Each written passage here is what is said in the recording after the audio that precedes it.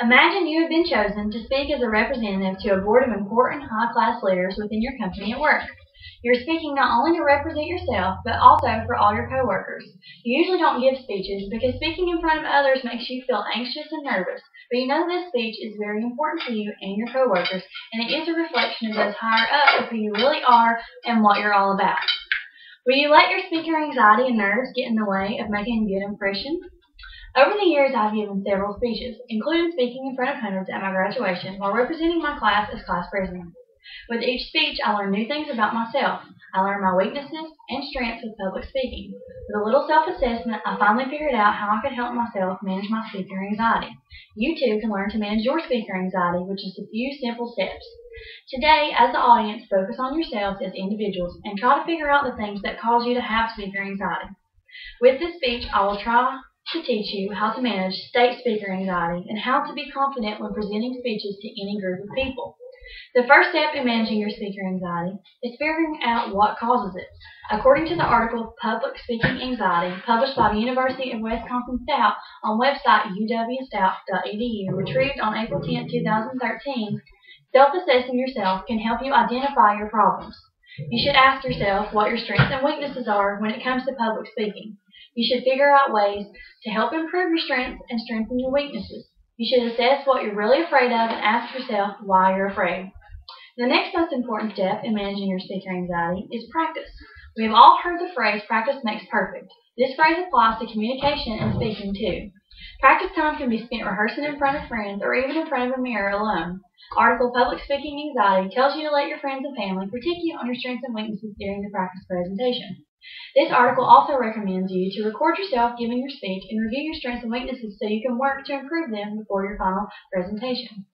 Practice does make perfect. By practicing, you can figure out your strengths and weaknesses.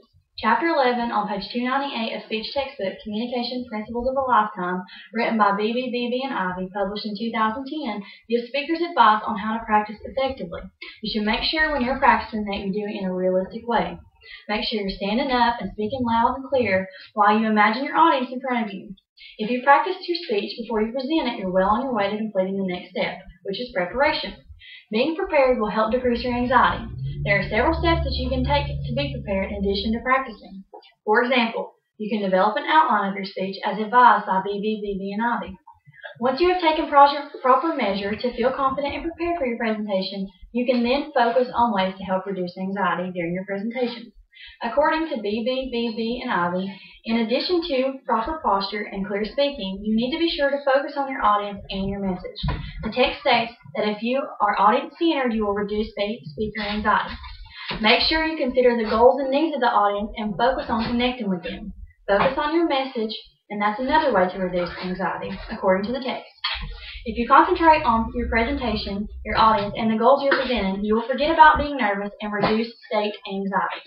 According to a brief article by Julius Kahn, posted on zinearticles.com, retrieved on April 11, 2013, if you will preview your audience as those who support what you have to say, you will help reduce anxiety. Support is everything when getting over fears and anxiety. In addition to all these steps, you can also use a few simple techniques to help manage your anxiety. BB and Ivy tells you to give yourself a mental pep talk and remind yourself while you're presenting your information. Tell yourself things like, I can do this. A little self-confidence booster will go a long way when managing anxiety. You can also try things like yoga and deep breathing techniques. These will help reduce symptoms of anxiety and will help relax your body to help you feel more confident, more calm, and more in control, according to the article on uwstout.edu. The only way to get over speaker anxiety is to speak. Take advantage of every opportunity that arises for you to speak. Just like with anything else, the more experience you have, the more confident you will feel while speaking and presenting. Follow the measures discussed throughout the speech, and you too can be successful and confident with your public speaking. Remember, a confident speaker is a great speaker. You don't have to let stage fright keep you from being the great speaker you're capable of. You can be the hero. You can speak and represent yourself and others in confidence. Don't let anxiety control you. You control anxiety. Thank you.